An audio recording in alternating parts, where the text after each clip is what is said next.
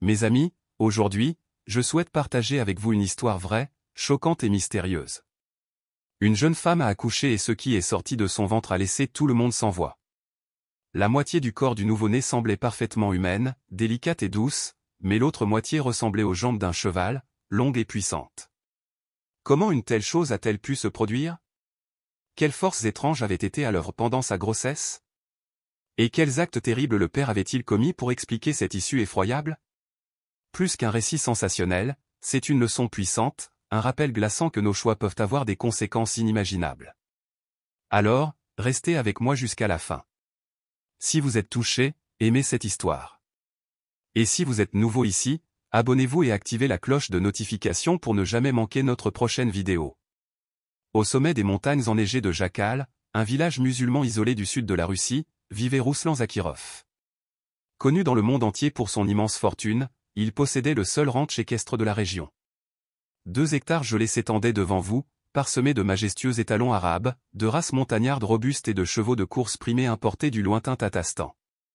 Aux yeux du monde extérieur, Rouslan était un homme d'affaires prospère qui apporta la prospérité à Jakal. Mais derrière les portes de son ranch, sa réputation était tout autre.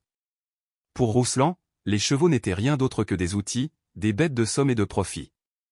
Il croyait que l'obéissance naissait de la peur, et non de la bonté, et que tout animal qui boitait, hésitait était puni sans pitié. Les ouvriers chuchotaient à voix basse à propos des fouets barbelés qu'ils trempaient dans l'eau salée avant de fouetter les chevaux blessés. Et lorsque cela ne suffisait pas à leur apprendre l'obéissance, il attachait une créature à un poteau de fer, versait du kérosène sur ses flancs et gravait une allumette. Les cris d'angoisse des chevaux en feu résonnaient dans la vallée, leurs ombres dansant contre les murs des granges. Les villageois fermaient leurs fenêtres, allumaient de l'encens pour masquer l'odeur de chair carbonisée et priaient pour un sommeil qui ne venait jamais. Enceinte de 8 mois, Léla Zakira, l'épouse de Rouslan, vivait dans une terreur silencieuse. Âme pieuse et douce, elle avait depuis longtemps perdu la force de mettre un terme à la cruauté de son mari, mais chaque nuit, ses actes monstrueux la submergeaient de nouvelles vagues de culpabilité et de peur. Elle serrait son ventre rond, murmurant des prières pour son enfant à naître, « Protège l'âme de mon bébé, ô Seigneur. » Qu'aucun péché de son père ne l'atteigne. Mais Rouslan se contentait de railler ses prières, se versant un autre verre de vodka au prunet se moquant de sa foi. Penses-tu qu'Allah se soucie plus des chevaux que de l'homme qui apporte commerce et argent à cette vallée? À l'approche de la date prévue d'accouchement, Léla commença à ressentir quelque chose de totalement anormal. Les coups de pied de son bébé n'étaient pas de légers battements d'ailes, mais des bruits sourds et insistants, comme des sabots qui claquaient en elle. Dans le silence de la nuit, elle regardait son ventre ondulé, comme si quelque chose en elle tripotait la vie elle-même. La sage-femme du village, sœur Zuléa, l'examina et la déclara en parfaite santé, elle et l'enfant. Mais les rêves de Léla racontaient une autre histoire, des granges en flammes, des chevaux dont la peau brûlait encore, leurs yeux torturés fixés sur son ventre. Dans ses rêves, les chevaux parlaient avec une voix semblable au vent, murmurant « Votre enfant marchera pour nous ». Terrifiée, Léla supplia son mari « S'il te plaît, Rouslan, épargne-les.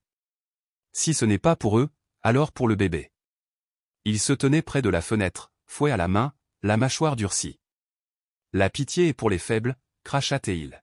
« Mon sang a bâti cet empire, et mon enfant ne fera pas de quartier. » Cette nuit-là même, une jument malade, vieille et infirme, s'effondra près de la grange. Furieux, Rouslan ordonna de la traîner jusqu'au quartier des ouvriers. Il l'aspergea d'essence, gratta une allumette et regarda les flammes gronder si haut qu'elles embrasèrent la montagne. Léla, observant par la fenêtre de sa chambre, sentit les douleurs de l'accouchement la submerger comme le tonnerre. Transportée d'urgence au cottage de sœur Zuléa, Léla endura un travail brutal toute la nuit, sous les nuages d'orage qui s'abattaient au-dessus d'elle. Puis, juste avant l'aube, le silence s'abattit sur la pièce. La sage-femme fixait le nouveau-né, les larmes aux yeux. Léla, pâle et tremblante, baissa les yeux vers son fils et se mit à pleurer.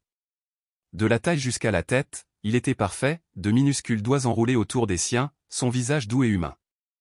De la taille jusqu'aux pieds, ses jambes étaient longues et nerveuses, couvertes d'un poil noir et dru, pliées comme les membres d'un étalon, chacune terminée par un sabot épais. L'espace d'un instant, la pièce retint son souffle, puis Léla s'évanouit. Dehors, Rouslan arpentait la pièce, certain d'avoir un puissant héritier. Lorsque sœur Zuléa révéla la vérité, son rire retentit, dur et moqueur. Mais lorsque la sage-femme l'introduisit dans la chambre, sa cruauté fut à son comble. La vue de son propre fils lui fit perdre le sang. Il entra dans une rage folle, accusant Zuléa de sorcellerie et menaçant de brûler sa maison. Personne ne pouvait expliquer le miracle, ni la malédiction. Cette nuit-là, alors que la neige commençait à tomber sur le ranch ensanglanté, les derniers chevaux hennirent une fois, puis se turent. La nouvelle de l'enfant aux jambes de cheval se répandit comme une traînée de poudre à Jacal et au-delà. Les villageois se signèrent, se remémorant d'anciens récits de châtiments divins, des tyrans punis non par le déluge ou la foudre, mais par des présages vivants. Rouslan Zakirov, autrefois la fierté de la vallée, en devint la honte. L'homme fier qui arpentait les bazars, fouet aux côtés, se cachait désormais derrière des portes verrouillées. Un à un, ses chevaux restants refusèrent de manger. Leurs yeux s'écarquillèrent de terreur, leurs cris plaintifs sonnant presque humains. Puis, sans maladie ni avertissement, ils se turent à leur tour, ne laissant derrière eux que le souvenir d'une terrible histoire édifiante. Ils commencèrent à mourir. Les ouvriers furent les premiers à partir, certains prétendirent avoir vu des ombres se déplacer dans les écuries, d'autres parlèrent de sabots claquant sur le toit la nuit. Un jeune palefrenier s'enfuit en pleurs, affirmant avoir vu le fantôme d'une jument en feu près de l'abreuvoir. En 2 semaines, le ranch était désert. Plus personne n'osait rester, à l'exception de la famille Zakiro. À l'intérieur, il parlait à peine. Elle était assise près du feu, son enfant, Ilas, dans les bras, le regard perdu par la fenêtre givrée. Ilas grandissait à une vitesse anormale. En quelques mois, il rampait, mais pas comme les autres bébés. Ses pattes sabotées raclaient le parquet à chaque mouvement, chaque bruit sourd faisant craquer les planches sous lui. Il pleurait en silence à chaque fois que le plancher se fendait non pas pour la maison, mais pour la vie que son fils allait porter. À 2 ans, Ilas pouvait marcher, mais seulement d'un étrange boitement latéral, comme celui d'un poney boiteux. Lorsqu'il essayait de courir, la maison tremblait. Ruslan lui interdisait de rentrer. Il construisit un enclos grillagé derrière la maison et ordonna, gardez-le là comme un animal d'écurie, je ne le laisserai pas détruire notre maison avec ses maudits pieds. Mais c'est ton fils, murmura Ila, les lèvres tremblantes. C'est un rappel. Une punition. Un monstre, rétorqua Ruslan d'un ton venimeux. Même tout petit, Ilas comprenait suffisamment pour ressentir la douleur du rejet. Au fil des ans, sa douleur s'est accrue, émotionnellement et physiquement. Les enfants du village l'appelaient « le poulain de Chétan » et jetaient des pierres sur la maison. Les mères serraient leurs enfants plus fort à chaque fois qu'elles passaient devant lui, sifflant des avertissements à voix basse. À 7 ans, Ilas savait qu'il était différent. Il refusait de sortir et ne parlait que lorsqu'on lui adressait la parole. Il se recroquevillait dans un coin de sa chambre, les sabots repliés sous lui, les yeux rivés au sol. Son seul réconfort était Ila, qui priait et lui racontait des histoires de prophètes et de miséricorde. « Tu n'es pas maudit », lui répétait-elle souvent. « Tu es le seul innocent dans cette maison. » Mais le monde qui l'entourait ne voyait que la peur. Par une nuit calme, alors que la vallée était enveloppée de brume et que la lune se cachait derrière les nuages, Ila faisait la vaisselle lorsqu'elle entendit un bruit régulier et rythmé, doux, lent, comme des sabots. Elle se figea, se tourna vers la fenêtre et aperçut une jument grise debout dans la cour, vieille, maigre, avec des yeux qui brillaient étrangement dans l'obscurité. Son souffle embrumait l'air et sa crinière ondulait comme si une brise la soulevait, bien qu'il n'y en eût pas. Ila sortit prudemment, s'approchant de la clôture, puis Ruslan apparut derrière elle. Lui aussi aperçut la jument, son visage était devenu pâle. Tremblant, il saisit un bâton et cria « Sors d'ici.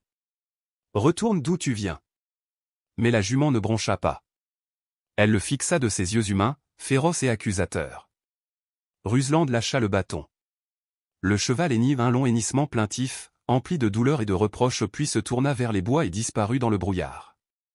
Cette nuit-là, des phénomènes étranges commencèrent à se produire, des tuiles tombèrent du toit sans vent, des fissures se répandirent sur les murs comme des veines sombres, l'eau du puits devint boueuse, les poules du voisin moururent pendant la nuit. Les villageois accusèrent à nouveau les Acharov. « Chassez-les » crièrent-ils lors du rassemblement suivant à la mosquée. Leur présence maudit nos champs, nos animaux, nos enfants. Mais le doyen du village, Cheikh Idriss, refusa. « Vous n'abandonnerez pas un enfant qui n'a rien fait de mal, dit-il d'un ton sévère. Nous ne répondons pas à la cruauté par plus de cruauté. » Ilas, alors âgé de 10 ans, était devenu incroyablement fort. Le haut de son corps était musclé à force de lever ses lourdes jambes, et malgré sa démarche maladroite, il pouvait traverser la cour à toute vitesse. Un jour, alors qu'il jouait seul, il trébucha dans le vieux poulailler. Les planches se brisèrent, les poules hurlèrent tandis que leur sang maculait l'herbe. Frappé d'horreur, Hylas s'effondra en sanglotant, « Je ne voulais pas. Je ne voulais pas. » Hylas se précipita dehors, le serrant dans ses bras, les larmes ruisselant sur son visage. « Ce n'est pas ta faute, Habibi. Rien de tout ça n'est ta faute. » Pourtant, elle savait que le poids des péchés de Rusland avait été transmis jusque dans les os de leur fils. À l'étage, Rusland, désormais voûté et silencieux, le visage grisonnant, refusait de manger. Ses jambes lui faisaient mal, gonflaient et noircissaient, ses ongles de pied tombaient un à un. Il hurlait la nuit, maudissant le ciel, le vent, et parfois même Hylas. Le guérisseur du village vint un jour, vit ses jambes et partit sans un mot. Quelle que soit cette maladie, elle n'était pas humaine et peut-être la punition non plus. Alors que le troisième hiver depuis la naissance d'Hylas s'installait sur le village de Jarkle, la maison Zakiro se dressait tel un monument hanté au bord de la vallée isolée, évitée et pourrissante sous le poids d'un silence oppressant. À l'intérieur, Hylas était assis près du feu froid, une couverture sur les épaules, les jambes sabotées repliées maladroitement sous lui.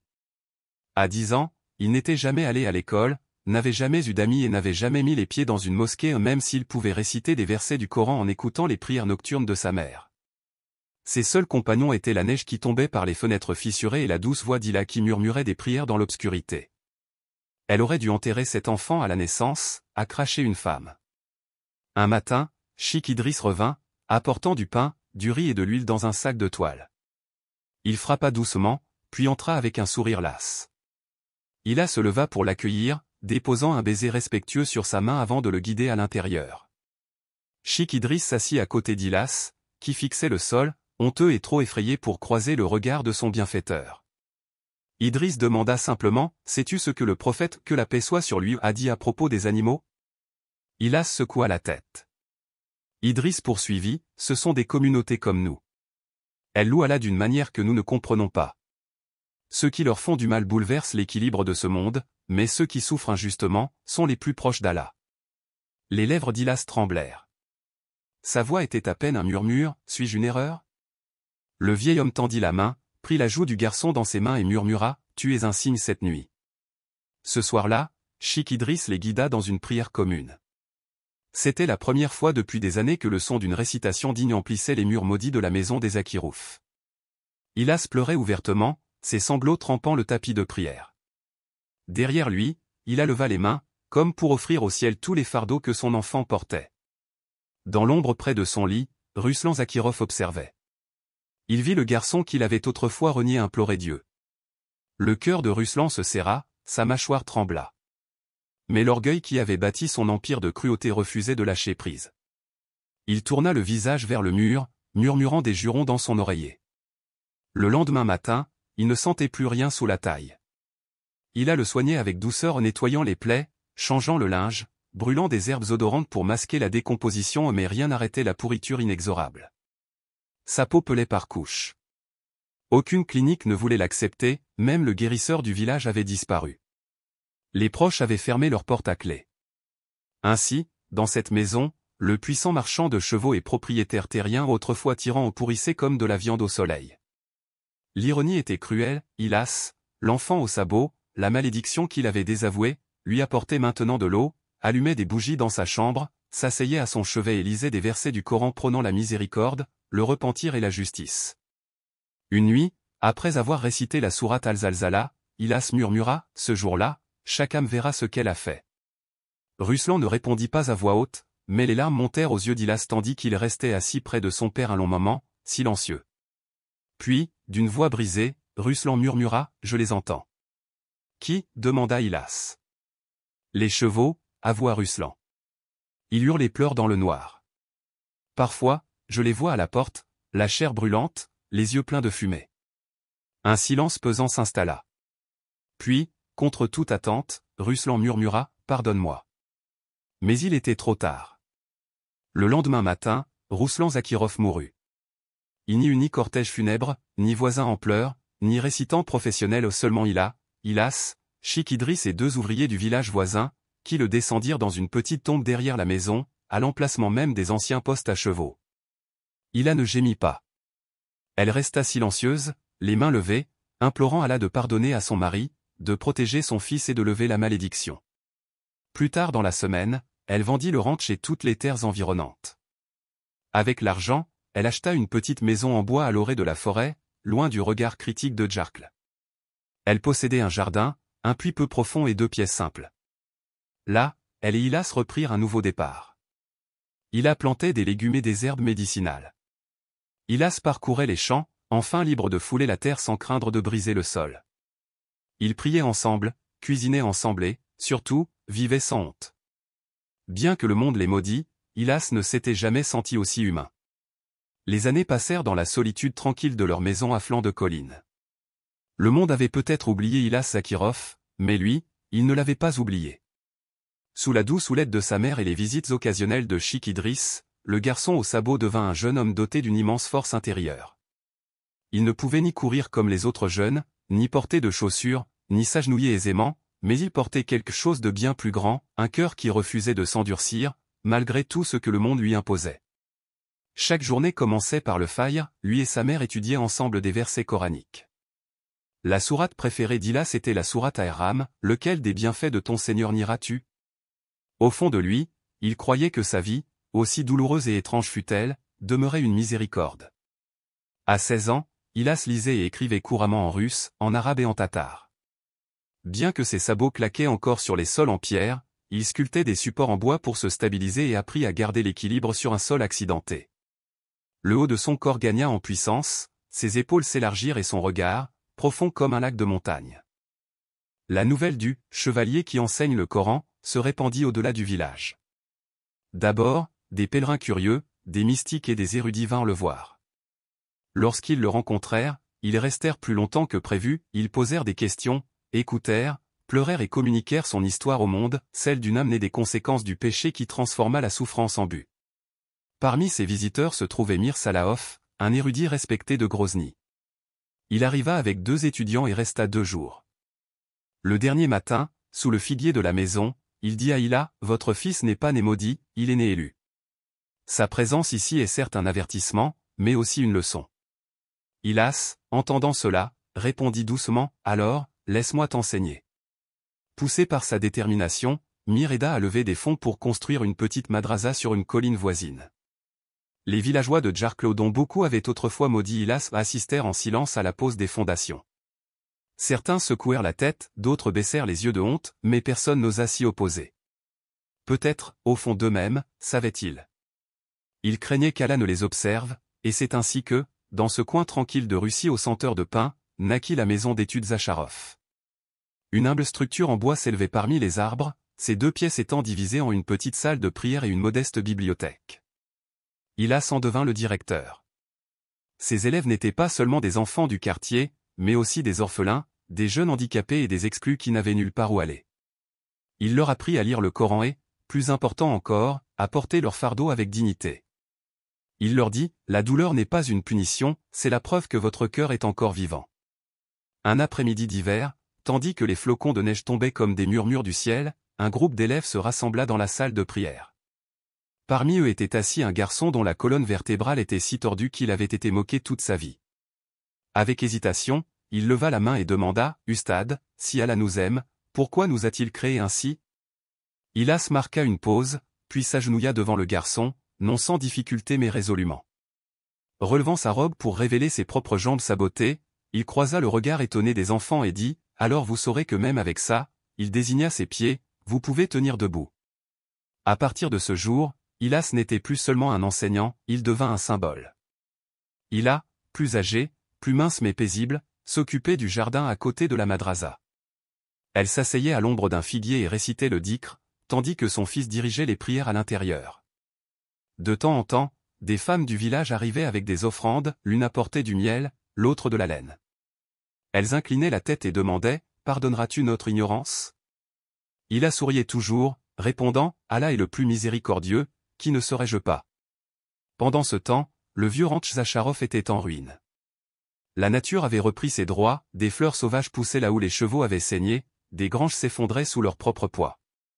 Personne n'osa reconstruire sur cette terre, personne ne l'acheta jusqu'à ce qu'elle soit connue sous le nom de Zamuladab, la terre maudite. Mais pour Hilas, cet endroit n'était plus une prison, il appartenait à son passé, et il avait depuis longtemps avancé. Une nuit, alors qu'Hila et Hilas étaient assis sous un ciel éclairé par la lune, elle prit sa main rugueuse, calleuse, mais forte et la posa sur son cœur. « J'ai prié pour cela, dit-elle. Hilas parut perplexe. « Pourquoi » demanda-t-il. « Pour que mon enfant soit meilleur que son père, qu'il n'oublie jamais Allah, qu'il ne se laisse jamais définir par la cruauté. » Sa voix tremblait. Je pensais que mes prières avaient échoué, mais j'avais tort. Bouleversé, il baissa la tête. J'essaie seulement de réparer ce qu'il a brisé. Elle sourit doucement. Non, mon fils, tu montres au monde qu'Allah peut transformer l'enfant du péché en un phare. C'est cette nuit-là qu'elle tomba malade. Bien qu'elle ait caché sa fragilité pendant des semaines, ses forces déclinaient. Chaque soir, Hilas s'asseyait à son chevet, récitant le Coran, lui brossant les cheveux, chuchotant des histoires de leur premier jour dans la cabane forestière. Le dernier jour, elle demanda à être enterrée sous le figuier, près de la madrasa. C'est là qu'elle repose, enveloppée de blanc, à l'ombre des branches sous lesquelles les enfants apprennent des versets de miséricorde. Hilas perpétua son héritage avec chaque leçon qu'il enseigna, chaque garçon qu'il réconforta, chaque orphelin qu'il accueillit. Il veilla à ce que son nom perdure. Et un jour, des années plus tard, un inconnu de passage lui demanda « Es-tu le garçon né avec des sabots ?» Hilas sourit doucement. « Je l'étais, » répondit-il, « mais je suis devenu quelque chose de plus, car l'enfant du péché devint un berger non pas de chevaux, mais d'âmes brisées. » Et Allah, dans son infinie justice, transforma un héritage de cruauté en une histoire de rédemption. L'enfant né du feu devint une flamme qui réchauffe les autres. Nous espérons que cette histoire vous a donné matière à réflexion et vous a rappelé que chaque action a des conséquences. Si vous l'avez trouvée significative ou révélatrice, n'hésitez pas à la partager avec vos amis, à laisser vos impressions dans les commentaires ci-dessous et à vous abonner et à activer la cloche de notification pour ne rien manquer de notre prochain récit poignant. À bientôt, soyez bienveillants, restez vigilants et souvenez-vous de la miséricorde d'Allah.